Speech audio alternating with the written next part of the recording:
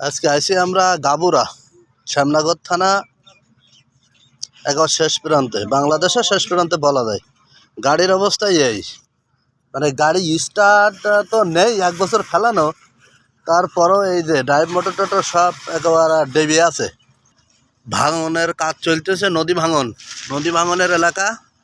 গত বছর যে গাড়ি রেখে গেছে কোম্পানি, তা অবস্থা হচ্ছে এই যে, হ্যাঁ।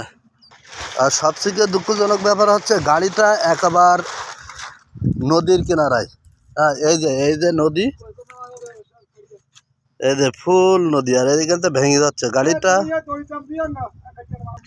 অনেকটা রিক্সি আছে, হ্যাঁ, তারপরেও এখন এই গাড়ি স্টার্ট করতে হবে। যাই হোক, দেখা যাক কতদূর সম্ভব। তবে এখানে বলে রাখা ভালো যে একটা নাট লাগলে কিন্তু আপনার 20 কিলোমিটার যাওয়া লাগবে।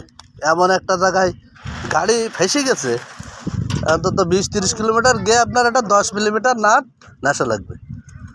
যাই হোক, দেখা যাক খুব সুন্দর করে এখান থেকে জাতি পারি কি।